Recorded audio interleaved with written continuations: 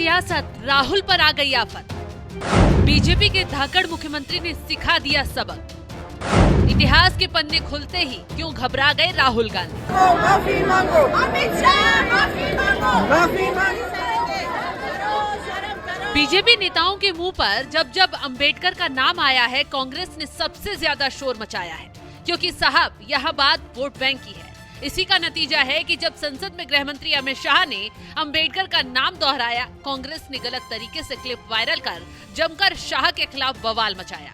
खुद को न सिर्फ अंबेडकर बल्कि दलितों का मसीहा भी दिखाया। लेकिन कांग्रेस अंबेडकर की विरासत पर सियासत कर इस कदर फंस गई है, ना हड्डी निकली जा रही है ना उगली।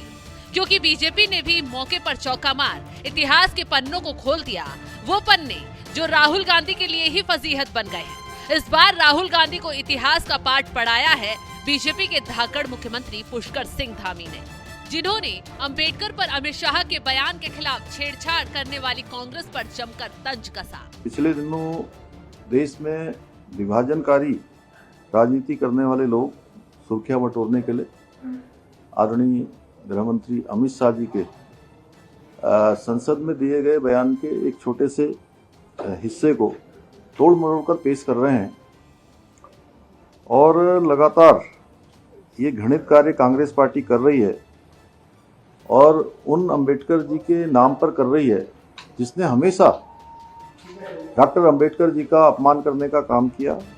मुख्यमंत्री पुष्कर सिंह धामी यही नहीं रुके, आगे सीएम धामी ने कांग्रेस को ऐसा इतिहास पढ़ाया, किताबों का वो राज उखाड़कर आईना दिखाया। राहुल गांधी से लेकर प्रियंका गांधी तक की बोलती बंद हो गई।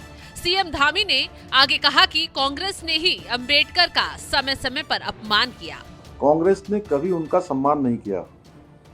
जब बाबा साहब को संविधान सभा का सदस्य बनाया गया था तो नेहरू जी की सह पर कांग्रेस के कई नेताओं ने उनका जमकर विरोध किया।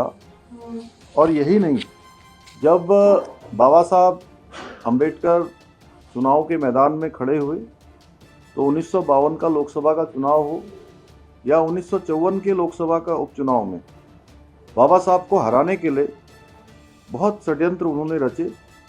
और खुद उस समय नेहरू जी ने खुद उन क्षेत्रों में जाकर कई जनसभाएं की और कांग्रेस पार्टी ने बाबा साहब को कभी कोई पुरस्कार नहीं दिया। तो सीएम धामी ने अंबेडकर की विरासत पर सियासत कर रही कांग्रेस को उसी के तीर से घायल करने का काम किया है। सीएम धामी के तगड़े प्रहार से कांग्रेस के मानो हाथ पांव फूल गए, क्योंकि धामी ने इतिहास के पन्नों को खोलकर गहरी चोट पहुंचाने का कांग्रेस को काम किया है। तो चलिए अब इतिहास के पन्ने भी पलट लेते हैं, क्योंकि जो लोग अभी अंबेडकर के नाम की बात कर रहे हैं, उस कांग्रेस ने तो अंबेडकर को अपनी कैबिनेट के लायक तक भी नहीं समझा था। ये तो सिर्फ शुरुआत है, क्योंकि ये लोग तो ऐसे हैं जो अक्सर यही कहते थे संविधान अंबेडकर ने नहीं नेहरू ने दिया। सैम पित्रोदा के हाल ही के ट्वीट ने कांग्रेस की असलियत को उजागर कर दिया।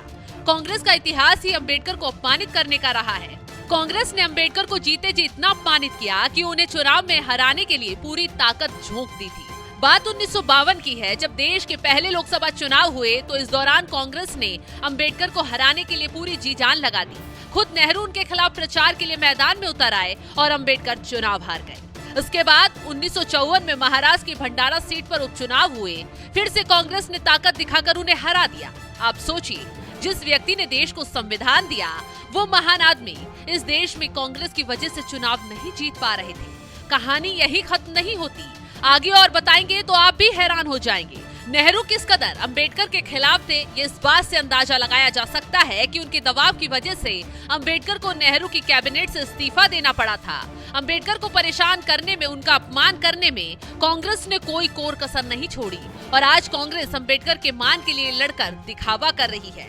ये सिर्फ वोट बैंक की राजनीति कर रही है। ये बात खुलकर सीएम पुष्कर सिंह धामी ने सबके सामने लाकर रख दी है।